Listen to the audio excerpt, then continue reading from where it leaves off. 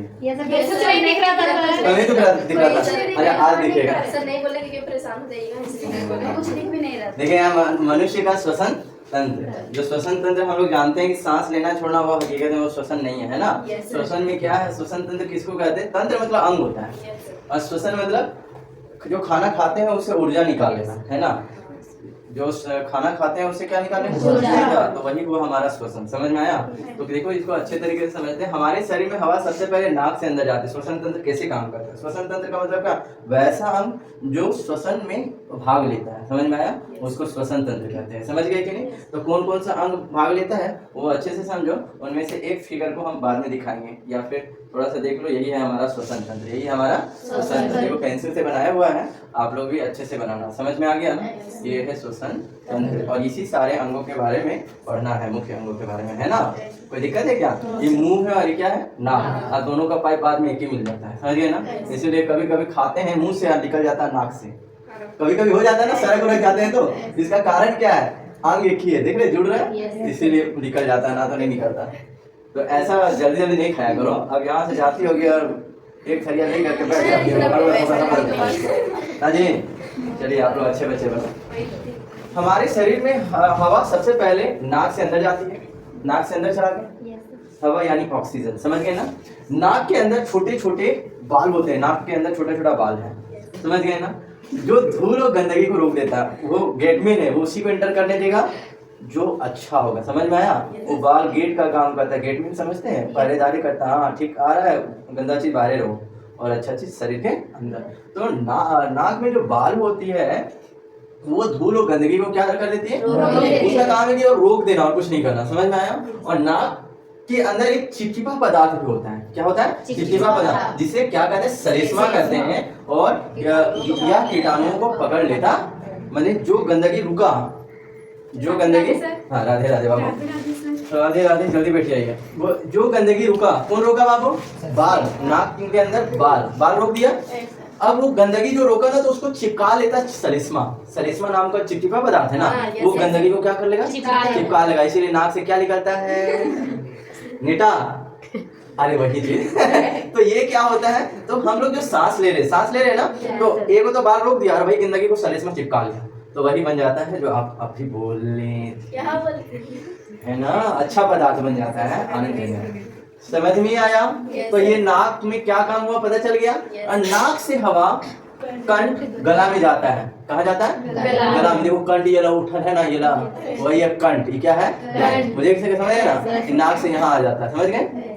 ये अलग जिसका उठल नहीं है, सही से नहीं है, वो बढ़िया से बोल भी नहीं पाएगा, कोका रहेगा। कोका में यही प्रॉब्लम होता है, कंठ। नाक से हवा कंठ में जाता है क्योंकि हम बोलते हैं तो उसमें हवा मेन रोल प्ले करता है। समझ गए? फिर श्वास नली में पहुंचती है। कहाँ पहुंच जाती है? श्वास नली। मतलब इसके बाद कंठ के बाद ये जो है ना, ये हड्डी टाइप का नजर आ रहा है, ये है श्वास नली। समझ गए कि नहीं? यहाँ पहुंच जाकर दो भागों में बट जाती। कितने भागों में बटे? जिन्हें ब्रोकाई कहते हैं। जिन्हें ब्रोकाई क्या कहते हैं? ब्रोकाई कहते हैं। यहाँ देखो दो भागों में बट गया। ये देखो ये लग गया, ये लग गया, ये ब्रोकाई। ये दो भागों में जहाँ से बटा, ये देख रहे हैं ना, ये दो भाग जो इंटरवल दो भाग में बटे ना, यही है ब्रोकाई। यही क्या है? ब्रोकाई है। ब्रोकाई इसी को कहते हैं। बोलो समझ में आया? तो ब्रोकाई मतलब फालतू चीज नहीं समझ लेना। समझ गए? ब्रोकाई कहते हैं, ब्रोकाई कहते हैं। ये ब्रोकाई और छोटी छोटी नलियों में बढ़ जाती है, जिन्हें श्वसनिका कहते हैं। ये ब्रोकाई जाके और आगे बढ़ जाएगा, उसको क्या कहेंगे? श्वसनिका। श्वसनिका देख लो, श्वसनिका। ई ब्रोकाई है दो भाग बटा। अब ई ब्रोकाई में बड़ी बहुत सारा भाग में बटा ना जी। ये देखो इन्हें गया, इन्हें गया, इन्हें गया, इधरों इन्हें गया। समझ गए ना? तो ये है श्वसनिका। ये क्या है? श्वसनिका। बोलो समझ में आया? बीच वाला ब्रोकाई, उसके अंदर वाला श्वसनिका। श्वसनिका। बोलो समझ में आया? कोई दिक्कत है क्या? कहाँ से गया था? सबसे पहले नाक से। नाक से कहाँ गया हवा? कंठ में। कंठ से कहाँ? श्वसनिका में। उसके बाद ब्रोकाई में। ब्रोकाई के बाद श्वसनिका बाद में ना होगा जी। तो श्वसनिका ब्रोकाई ना बढ़ जाता है श्वसनिका में। समझ में आ गया ना? इसको कहते हैं नली। क्या कहते हैं? छोटी छोटी यहाँ श्वास नली, श्वास नली कहते हैं। ये कंठ के नीचे श्वास नली है, ये समझ गए। अब ब्रोकाई के बाद क्या है, श्वसनिका। ब्रोकाई के बाद श्वसनिका। श्वास नली और श्वसनिका में मतलब समझो बाबू, ये नाक है, ये कंठ है, ये उठल, ये श्वास नली है, ब्रोकाई है, उसके बाद है श्वसनिका में बट गया। बोलो समझ में आ गया। श्वसनिका में हवा जाके बटा, समझ में आया ना। ये कौन से हवा आया, ऑक्सीजन कौन सा आया, अच्छा वाला या गंदा वाला? हाँ, और गंदा वाला कहाँ रोक लिया गया? हाँ, नाक में ही रोक लिया गया, सलेस्मा उसको चिपका लिया, लेकिन रोकने का काम कौन किया? नाक का बाल, नाक का बाल। समझ में आया। तो नाक का बाल का इंपॉर्टेंट रोल है, अगर वो ना होगा तो सारा कचरा अंदर, समझ गए कि नहीं। अब आ जाता है श्वसनिका के बाद सबसे अंत में ये नलियां छोटे छोटे गुब्बारे जैसे भाग में खुलती है। अब देखो ये जो श्वसनिका से आया, अंत में नालियां छोटे छोटे कहाँ खुलती है? गुब्बारे जैसे भाग में खुलती है, जिन्हें कुपिका कहते हैं। अब श्वसनिका से सीधे हवा जा रहा है कुपिका में। कहाँ जा रहा है? कुपिका में। और कैसी होती है? गुब्बारे जैसी होती है। कैसी होती है बाबू? हाँ, कुपिका में सबसे इंपॉर्टेंट काम कुपिका में ही होगा। सबसे इंपॉर्टेंट काम अगर होगा तो कहाँ होगा? कुपिका में। और कुपिकाएं बहुत छोटी छोटी होती है, लेकिन इनकी संख्या बहुत ज्यादा होती है। अभी दिखाएंगे कुपिका। अगर इन्हें फैलाया जाए तो लगभग 80 वर्ग मीटर तक जगह घेर सकती है। 80 वर्ग मीटर कितना होता है? या अगर देखा जाए तो 80 वर्ग मीटर जितना एक फील्ड होता है ना, खेलने का मैदान, तो उतना बड़ा फील्ड। इसको अगर फैला दे कुपिका को तो बहुत लंबा घेर लेगा रास्ता, समझ गए ना। एक फील्ड के जैसा, सोचो कितना लंबा होता है ये। अगर इन्हें फैलाया जाए तो लगभग 80 मीटर वर्ग तक जगह घेर लेती है। अब कुपिकाएं दीवारों पर खून की बहुत सारी नसें होती है। मैंने कुपिकाएं की दीवारों पर, कुपिकाएं मतलब कुपिका से जुड़ा होता है खून का बहुत सारा नस, समझ में आया। तो हम अभी पढ़ने वाले हैं श्वसनिका से कहाँ चला गया हवा? कुपिका में। अब कुपिका किससे जुड़ा होता है? बहुत सारे नसों से जुड़ा होता है। देखो कुपिका, देखो ये वाला देख रहे, ये वाला बढ़िया से तनिक बढ़कर करते हैं,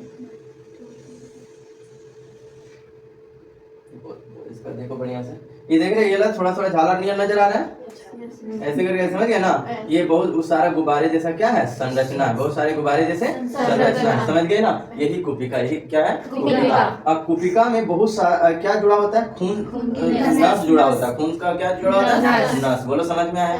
कोई दिक्कत है क्या? तो यहाँ श्वसनिका से कहाँ आ गया हवा? कुपिका में। कुपिका एक नहीं है, अनगिनत कुपिका है। इधर भी जितना कुपिका इधर भी उतना है, समझ में आया ना। कुपिका की संख्या बहुत सारी है, और जितने सारे कुपिका है लगभग उनमें से सब किससे जुड़ा होता है? नस से, समझ में आया। और नस में क्या होता है? हवा, खून होता है ना जी, खून होता है। अब देखो यहाँ पर इस चीजों को समझने के लिए थोड़ा सा अब आगे जाते हैं। कहाँ तक हमारा हवा पहुँच गया? हाँ, कुपिका तक पहुंच गया ना जी। हाँ, हमारे शरीर में कोशिकाएं काम करते समय कार्बन डाइऑक्साइड बनाती है। जब हम काम कर रहे हैं तो हमारा कार्बन डाइऑक्साइड बनते जा रहा है। क्या बनते जा रहा है? इसका एक्सपेरिमेंट करना है तो नाक और मुंह बंद, तो हालत खराब हो जाएगा ना। क्योंकि हम काम कर रहे हैं, अरे काम बैठे भी रहो तो काम हो रहा है। क्या काम हो रहा है? दिमाग चल रहा है। क्या काम हो रहा है? शरीर का खून दौड़ रहा है, काम हो रहा है ना। कुछ ना कुछ हमारे शरीर में काम होते रहता है। जिसका शरीर में काम एक थोड़ा समय के लिए रुक गया वो आदमी नहीं रहता है, मैंने स्वाहा होना तय, समझ गए ना। इसीलिए सांस चलना तय। सांस शुरुआत होता है माँ का गर्भ से ही। माँ पेट के अंदर रहते हैं ना बच्चे, तभी से सांस लेना स्टार्ट करते हैं और मरते हैं तब तक सांस लेते रहते हैं, समझ गए ना।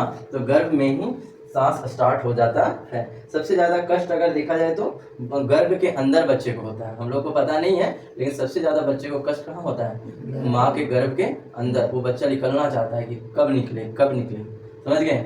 और निकलता है जब बच्चा तो माँ को ज्यादा कष्ट होता है। ऐसा कहा जाता है कि अगर एक बच्चा का जन्म देने के लिए माँ को बहुत ज्यादा कष्ट होता है। जैसे एक हड्डी टूटे तो हम लोगों को कितना कष्ट होता है, वैसी प्रकार एक मानव शरीर का 206 हड्डी तोड़ दिया जाए, जितना कष्ट उस इंसान को होगा उतना ही कष्ट माँ को होता है, समझ गए ना। एक हड्डी टूट जाता है कष्ट होता है ना, और एक करके 206 हड्डी तोड़ो कष्ट होगा, उतना वो सारा कष्ट एक माँ को बच्चे का जन्म देते समय होता है, समझ गए। आगे जब चैप्टर पढ़ेंगे ये गर्भ वाला ही है, बच्चा को जन्म कैसे देते हैं वो सारा चीज, तो आनंद आ जाएगा, पढ़ाएंगे बढ़िया तरीके से। देखो यहाँ क्या है, हमारे शरीर में कोशिकाएं काम करते समय कार्बन डाइऑक्साइड क्या करती है? बनाती है। कार्बन डाइऑक्साइड बनाए, काम कर रहा है तो कार्बन डाइऑक्साइड, यह कार्बन डाइऑक्साइड खून के साथ फेफड़ों तक पहुंचती है। मैंने खून के साथ सारा कहाँ चला गया, फेफड़ा। फेफड़ा। अब फेफड़ा में क्या होता है, कुपिका, अभी हम दिखाए भी थे, सारा फेफड़ा में ही है, सारा कहाँ है, फेफड़ा। आप ऊपर जो देख रहे हैं ना, ये ऊपर का स्ट्रक्चर यहाँ फेफड़ा है, समझ में आया ना। तो सारा कहाँ पहुंचे खून, फेफड़ा में, कहाँ पहुंचे, फेफड़ा में। अब क्या होता है, कुपिका के अंदर हवा, अंदर हवा से ऑक्सीजन होती है, कुपिका के अंदर हवा में ऑक्सीजन होती है, हवा में ऑक्सीजन होती है और खून में कार्बन डाइऑक्साइड होते हैं। अब समझो, कुपिका में हम सांस लिए हैं तो क्या है, उसमें ऑक्सीजन है, समझ में आया। अब खून जो लेकर के आया है उसमें क्या है, कार्बन डाइऑक्साइड। वो काम कर रहे हैं तो कार्बन डाइऑक्साइड बन रहा है ना, और वही कार्बन डाइऑक्साइड को लेकर के आ रहा है कौन, नहीं, नस लेकर के आ रहा है, खून के साथ आ रहा है, लेकिन किसके माध्यम से आ रहा है, नस के माध्यम से, लेकिन वो ला रहा है, खून ही ला रहा है, समझ में आया। किस चीजों को ला रहा है, कार्बन डाइऑक्साइड। अब यहाँ समझना, अब ऑक्सीजन कोपिका से खून में चली जाती है, अब यहाँ एक्सचेंज होगा क्योंकि जुड़ा होता है नस। ऑक्सीजन किस में चली गई, खून में चली गई, है ना, जो नस लेकर गया उसमें खून में चली गई कौन, ऑक्सीजन। और क्या होता है, कार्बन डाइऑक्साइड खून से कुपिका में चली जाती है। जैसे कि कोई सामान लेना देना हो दोनों को घर से, तो हम लोग कैसे करते हैं, ऐसा करो मेरा सामान ले और तुम्हारा सामान हम ले आते हैं, एक्सचेंज कर लेते हैं ऐसे करके, ये लो तुम्हारा सामान, वो हम तुम्हारा सामान ले लिया, है ना। तो उसी तरह वहाँ कार्बन डाइऑक्साइड लेके गया है नस, समझ गए ना, खून लेकर के गया है, तो कार्बन डाइऑक्साइड बोलता है लीजिए कुपिका बोलते हैं लीजिए ऑक्सीजन, समझ गए, ट्रांसफर हो रहा है, एक्सचेंज हो रहा है, समझ गए ना, अदला बदला जा रहा है। बोलो क्लियर या नॉट क्लियर, समझ में आया, कोई दिक्कत है क्या। फिर जब हम सांस छोड़ते हैं तो यह कार्बन डाइऑक्साइड शरीर से बाहर निकल जाता है। जैसे जैसे ऑक्सीजन हमारे शरीर के अंदर ढुका था उसी तरह कार्बन डाइऑक्साइड शरीर से बाहर निकलता, समझ में आया। सबसे पहले कहाँ जाता है वो, कुपिका से श्वसनिका, समझ गए, श्वसनिका से ब्रोंकाई, फिर श्वास नली, फिर कंठ, फिर नाक से क्या निकल गया, कार्बन डाइऑक्साइड निकला जी, समझ गए ना, कोई दिक्कत है क्या। उसी तरह हमारा शरीर से कार्बन डाइऑक्साइड निकला, बोलो समझ में आया सबको, कोई दिक्कत है क्या। तो यही रास्ता होता है। अब देखो आसान तरीके से देखो, हम लोगों को इसमें याद नहीं करना, केवल सोच करके लिख देना। अगर श्वसन तंत्र से जुड़ा कोई भी प्रश्न आ जाए तो सोच के नहीं लिख पाओगे, कहानी की तरह समझा दिए ना। यहाँ से जाता है सलेस्मा, उसको पकड़ लेता है, किसको पकड़ लेता है, गंदगी को पकड़ लेता है, चिपका लेता है, उसे लिख लेना था।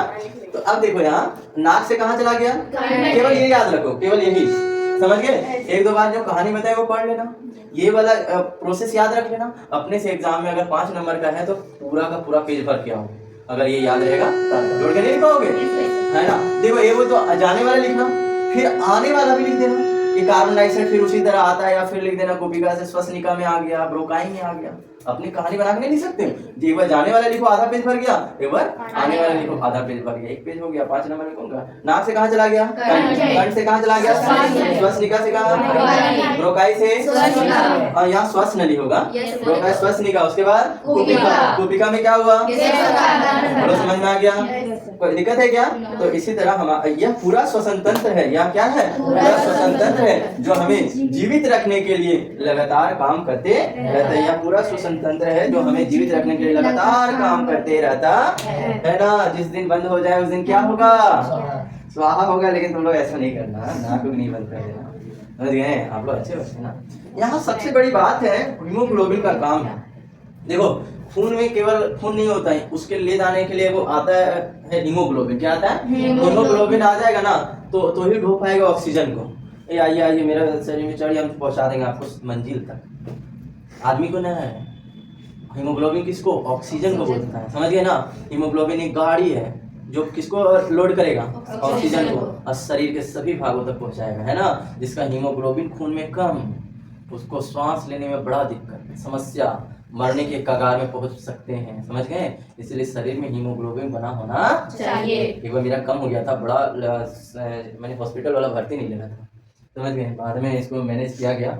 ऊपर वाला का देन है कि आप लोगों के सामने हम फिर से खड़ा है, समझ गए। ऊपर वाला लिख के भेजे थे कि कुछ बच्चे आएंगे उसको पढ़ाने के लिए, आपको जिम्मेवारी मिला है तो कैसे छोड़ सकते हैं, है ना।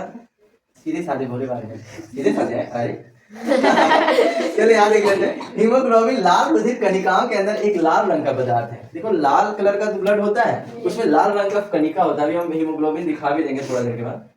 हमारे लाल रुधिर कणिकाओं के अंदर एक लाल रंग का क्या होता है, पदार्थ होता है, जिसे क्या कहते हैं, हीमोग्लोबिन कहते हैं। मैंने ये खून में लाल रक्त कणिका छोटा छोटा क्या होता है, कण जैसा होता है। अभी हम दिखाएंगे वो हीमोग्लोबिन, ठीक है। यह ऑक्सीजन से चिपकने की बहुत ताकत रखता है। वो ऑक्सीजन से चिपकने के बहुत है। वो लाल रंग कणिका हुआ ना, लाल रंग का कण हुआ ना, वो सीधे किससे चिपक जाएगा? ऑक्सीजन से। समझ में आ गया? और चिपक गया, चिपकने की ताकत रखता है। हाँ, खून में वही कण कम हो गया तो समझ आना ऑक्सीजन ले जाने वाला कोई नहीं, ब्लड है लेकिन वो कण नहीं है, तो हमारा शरीर में ऑक्सीजन पूरी तरह से पहुंच नहीं पाएगा, क्योंकि वो छोटा कण जो हीमोग्लोबिन वाला कण होता है वो क्या करता है? ऑक्सीजन को अपने अंदर चिपका लेता है। बोलो समझ में आया? हीमोग्लोबिन फेफड़ों से ऑक्सीजन लेता है। क्या लेता है? फेफड़े में वही कोशिका होता है, वो ऑक्सीजन ले लिया और उसे शरीर के उन सभी हिस्सों तक पहुंचाता है जहां ऑक्सीजन की कमी होती है। अब हीमोग्लोबिन शरीर के वही सभी हिस्से तक पहुंचाता है जहां किसकी जरूरत होती है? ऑक्सीजन की जरूरत होती है। अगर हीमोग्लोबिन ना हो तो खून ऑक्सीजन नहीं ढो सकता। अगर शरीर में खून है, खून में हीमोग्लोबिन नहीं है तो वो ढो नहीं पाएगा। किसको नहीं ढो पाएगा? ऑक्सीजन को ढो नहीं पाएगा। बोलो आदमी बीमार पड़ेंगे कि नहीं? है ना? कभी कभी देखो, कभी कभी ऐसे देखना पेट झंझनाने लगता है, झंझनाने लगता है ना, क्योंकि वहाँ खून रुक चुका है। वहाँ क्या रुक चुका है? तो सोचो कुछ समय के लिए रुका तो हमारा पेट क्या होने लगा? झंझनाने लगा। अब परमानेंट हीमोग्लोबिन खत्म हो जाए तो बोलो ऑक्सीजन पहुंच पाया क्या? बोलो क्या होगा आदमी का? समझ रहे हैं ना? तो थोड़ा सा वो हीमोग्लोबिन का चेहरा देखेंगे क्या? हाँ, तो हीमोग्लोबिन का थोड़ा सा चेहरा देख लीजिए, थोड़ा सा सब्र करिएगा, ठीक है? बस हम आप लोगों को हीमोग्लोबिन का चेहरा दिखा रहे हैं। आजा खुल जा सिम सिम, खुल जा सिम सिम। आ गया चेहरा, आया जी? नहीं आया? अरे आएगा कैसे नहीं बाबू? आज चेहरा आ जाए। अरे चेहरा डालेगा? चलिए नहीं डाले हैं तो हम यहाँ देखिए ना, अभी दिखाते हैं। हीमोग्लोबिन का गूगल में सर्च करके, गूगल में कहाँ रखा है? GLOBIN haemoglobin image. ये देखिए ये कणिका दिख रहे हैं? खुल जा सिम सिम, देख रहे? ये जगह जा नहीं है, क्या परेशान करता है? देख रहे? ये छोटे छोटे कणिका इला ये चिपका लेता अपने अंदर। ए क्या करते हैं? ये आ गया वो जानते हैं, प्रसाद झूठ मूठ कर दे देते हैं। ये अलग चिपका था और ये अलग टैबलेट जैसा जो दिख रहा है वो हेमोग्लोबिन है, टैबलेट नहीं है। और यहाँ ये कम खत्म, जहाँ ये कम है ना, ये लाल वाला खून दिखेगा लेकिन आदमी जीवित नहीं रह पाएगा क्योंकि ऑक्सीजन ले जाने ढोने वाला गाड़ी नहीं है। समझ गए ना? हमारा जो खून है यहाँ से लेकर पेट तक चलते रहता है। जिस अंश में खून चलना बंद, वो अंग ही क्या हो जाता है? नहीं काम करेगा, जिसको कहते हैं लकवा। क्या कहते हैं? लकवा। जानते हैं? किसी एक अंग मतलब काम नहीं करता है, क्यों? क्योंकि उस अंग में खून चलना बंद हो गया। समझ गए ना? तो वहाँ अंग काम करना बंद कर देता है। समझ गए? और ये हीमोग्लोबिन देख लीजिए। चलिए अच्छा तरीके से खाइए पीजिए रहिए। समझ में आया? क्योंकि हमारा तबियत एक बार 10th क्लास में ही खराब हो गया था, ज़्यादा कम पढ़े थे। चलिए अब आनंद लेते हैं आने वाले एग्जाम में जो इम्पोर्टेंट कुछ क्वेश्चन है उसका। खुल जा सिम सिम, नया चीज खुल गया, आ गया। चलिए 10 एग्जाम के लिए जरूरी बातें जो इम्पोर्टेंट भी है ना, ये याद करना है। बोर लग रहा है? इतना खराब से पढ़ा रहे हैं। श्वसन का मतलब है ग्लूकोज तोड़कर के क्या निकाल लेना, बनाना। क्योंकि खाना खाए वो किसमें बदल गया? रोटी में पचा नहीं, वो लास्ट में किसमें बदल गया? ग्लूकोज में। हम पढ़ाए थे पाचन तंत्र में, आनंद आया था ना? उसी तरह यहाँ पर ये जितना खाना खाए वो ग्लूकोज में बदल गया। और ग्लूकोज से एनर्जी निकालना, ग्लूकोज से ऊर्जा निकालना है, उसी को कहते हैं श्वसन। उसी को क्या कहते हैं? क्योंकि हमको ऊर्जा मिलेगा तभी तो काम करेंगे ना, तभी तो आप लोग को पढ़ा रहे हैं। चूने का पानी कार्बन डाइऑक्साइड के संपर्क में आने से क्या हो जाता है? दूधिया। ये याद रखना थोड़ा, बहुत इंपॉर्टेंट है। इसमें बिना ऑक्सीजन के श्वसन होता है। हम पढ़ाए थे अवायवीय श्वसन, एगो वायवीय श्वसन और एगो अवायवीय श्वसन। कल पढ़ाए थे ना? कल नहीं आए तो थोड़ा सा हानि हुआ। इसमें जो श्वसन होता है बिना ऑक्सीजन का, और श्वसन 2 प्रकार का होता है, एक वायवीय और दूसरा अवायवीय। जो ऑक्सीजन की उपस्थिति में श्वसन हो उसको वायवीय श्वसन कहते हैं, और जो ऑक्सीजन की अनुपस्थिति में हो उसको क्या कहते हैं? अवायवीय श्वसन। और अवायवीय श्वसन किसमें होता है? ईस्ट में। और आदमी में वायवीय श्वसन होता है। समझ गए? क्योंकि ऑक्सीजन ले।